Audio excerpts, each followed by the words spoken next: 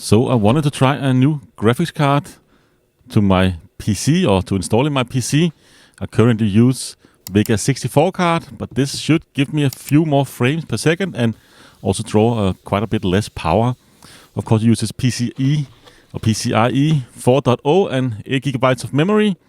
And it's a Radeon 5700 XT from PowerColor, the Red Devil version. So the highest end card, and it was on sale. Plus you also got a few games included, so I couldn't really resist trying it out and see if it will work better in my Windows system against my Vega 64 card. But of course, let's have a look around the box here.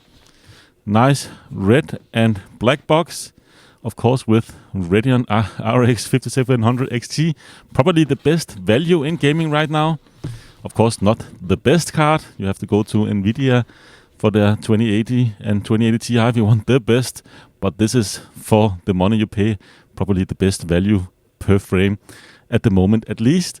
And of course, on the back here, you can see pretty bit cooler. Of course, 3 fans and a lot of heat pipes and 3 display ports and 1 HDMI port as well. So let's have a closer look. I believe this is the first card from PowerColor with software to control the RGB lighting. Previously, card only had that red RGB or red LED, rather, that you could turn on and off on the card itself with a little switch. But this time around, you can also control it in software. So yeah, let's just have a closer look and see what you actually get in the box here. Of course, Red Devil material here, a little quick start instruction and a CD with some drivers. Don't use this. Go to the website and download the latest drivers. But I really like that blackish design here of their accessories.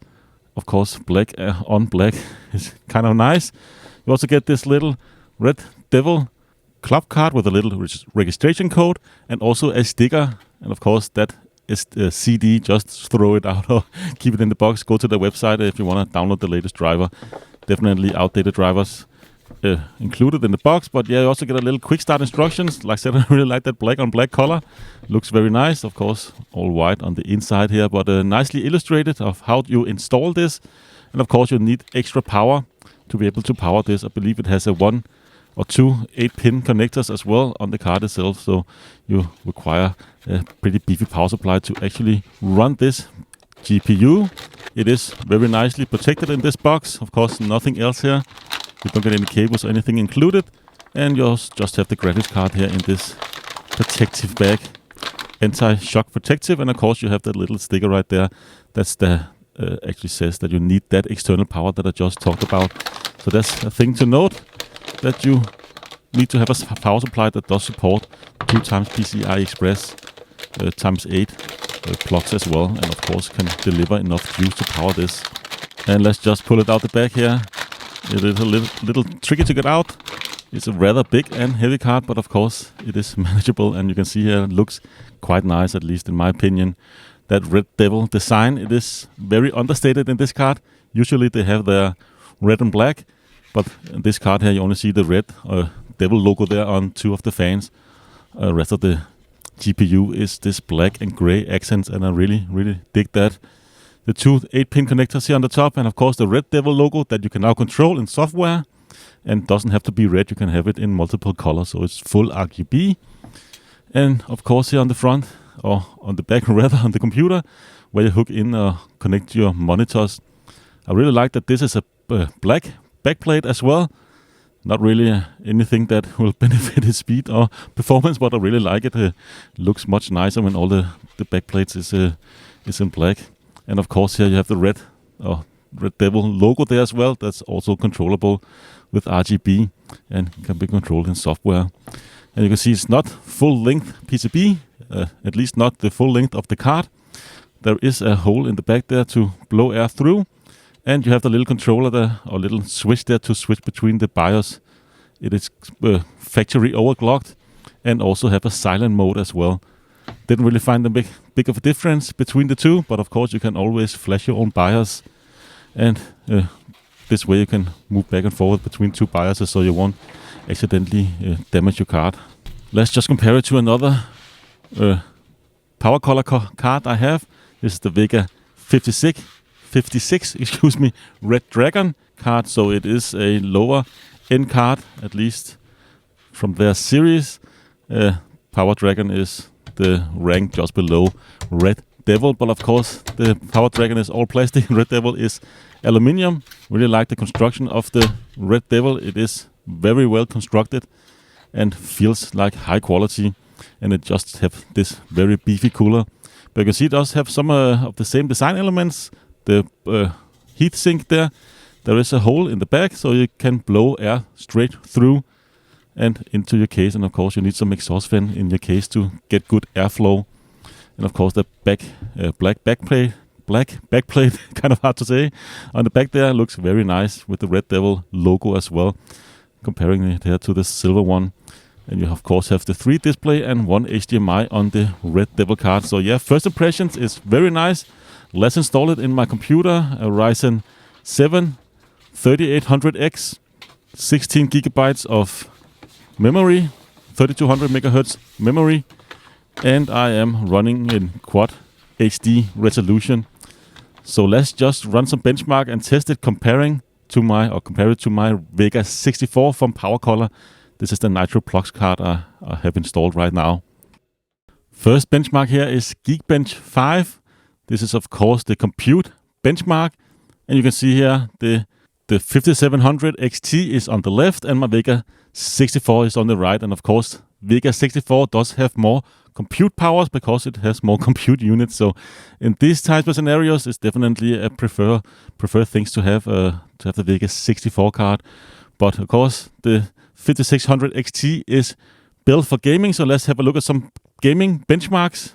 First off here, Unigen Heaven benchmark 4.0, and you can see again here the XT or RX, 5700 XT on the left. I'm getting 68 frames per second on average, and on the right here, my Vega 64 card, I'm getting a 56.4 frames per second. So here you can see the 5700 XT is definitely a bit faster when it comes to 3D rendering.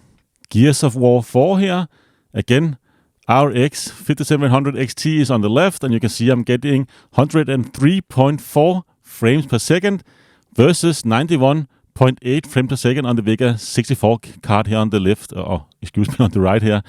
Of course, ultra settings on both, exact same settings, so you can see definitely it is faster at gaming. I'm getting more than 10 frames per second more with the XT of 5700 XT. Again, 5700 XT here on the left, Far Cry 5 built-in benchmark, and of course you can see resolution here is Quad HD and high graphical quality. I'm getting average FPS on 5700 XT 102, and average frames per second on the Vega 64 here on the right, I'm getting 86, so that's closer-ish to 20 FPS more. That's pretty impressive, and all this is using quite a bit less power than my Vega 64 card, which is quite a thirsty card. I'm using around 100 to 150 watt less when I maxes out the 5700 XT comparing to the Vega 64. World War Z, of course, again here 5700 XT on the left, and you can see I'm getting 180 average frames per second versus 165 on the Vega 64 graphics card. So that's 15 frames per second more on average with the 5600 XT versus 64 here, Vega 64. So that's quite nice actually, considering it also uses less power. Next up, the Division 2. And you can see here the average frames per second is not really that much more than the Vega 64 card. This is also a CPU heavy game, so it heavily dependent on the CPU speed. But you can see here average FPS with the 5600 XT is 69 frames per second, and the average on the 64 Vega is 63 frames per second. So only a 6 frames per second difference. Not really all that impressive. And the last benchmark I want to show you before I give you the reason why I didn't really keep this card. But of course, let's have a look at time spy here. Is 9,401 for the RX 5700 XT and 7,000 5615 for the RX Vega 64 here. Of course, you can see the 5700 XT on the left here and the Vega 64 on the right. So the 5700 XT is a faster card when it comes to gaming, and also actually some video editing was a bit faster than my Vega 64. Only really if you need all the compute units and require that in your software that the Vega 64 really shines. But let me get into the reasons why I didn't keep the 5600 XT. And the reason you can see right here, again, 5700 XT on the left and Vega 64 on the right. Take a look at that power consumption. This is in idle mode, so I'm not running any application, any games, anything, only running Windows. And I have 2 monitors connected, one Quad HD monitor and one Full HD monitor, both running at 144 Hz of a refresh rate. But you can see here, the RX 5600 XT is using 36 watts of power, just doing nothing, idling with the Windows desktop turned on. And you can see here my Vega 64 on the right uses around 3 watt. Maybe will spike up to around 5 watt occasionally, but take a look at the temperature as well. My Vega 64 card, same monitors, completely the same system. Only difference here is the graphics card. It's only running at around 36 degrees Celsius when it's idling, versus the XT 5600 XT.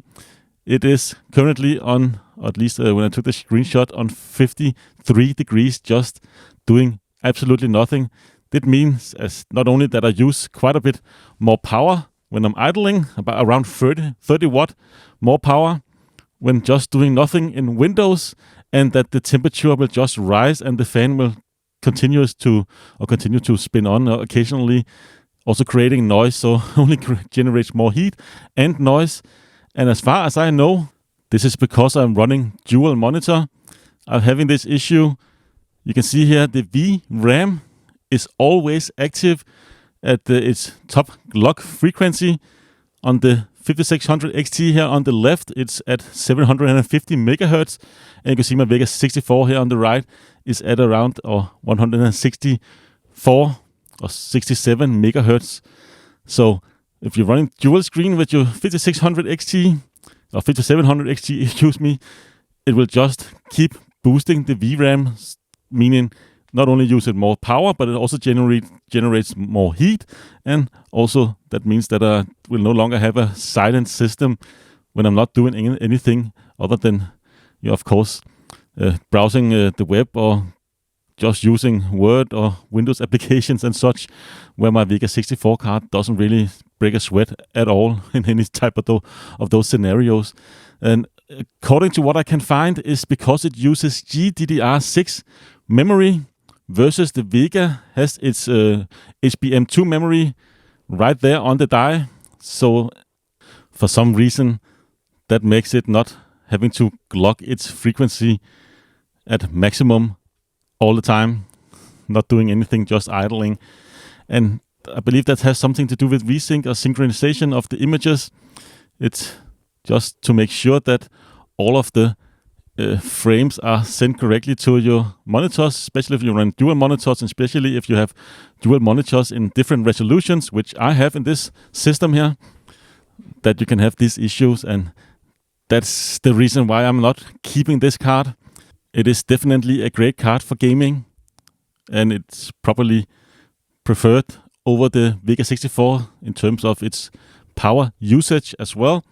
But if I have to use more than 30 watt of power constantly on my system, it will add up as well. So I'm not really sure I will save any power, at least on my power bill, with this type of setup here, where I'm used to just using around 3 watt, 5 watt maybe, to 35, 36 watt.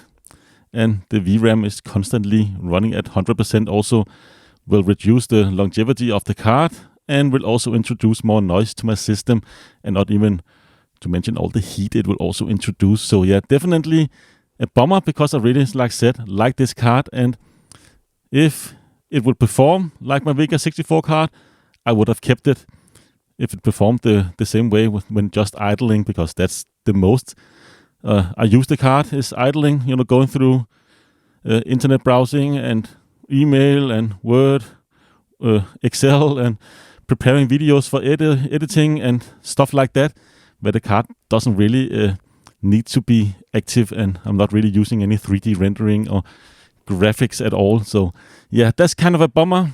And if you have this issue as well, there seems like there's no real fix, at least of this date. I tried to change the refresh rate on the monitors and of course changing the resolutions and so on didn't really help. So yeah, definitely a bummer. I hope AMD is going to fix this in the future firmware, because I believe Nvidia had the same issues with their cards, also using GDDR6 memory, and they have fixed it with their software. So I hope it's something that they can do in the future. And of course, I will definitely maybe look into another sometimes when RDNA 2 comes out, or maybe we'll see a replacement to the Vega 64 card with HBM2 memory or HBM3 or whatever it's going to be called in the future. When the prices come down, I will definitely check them out, because I do want a newer graphics card that I can push more frames in gaming and also save a little on the electric bill, because it is a little power hungry card, my Vega 64, even though it is performing quite well in modern games as well. That's it for this video. I hope to see you again in a future one. Take care.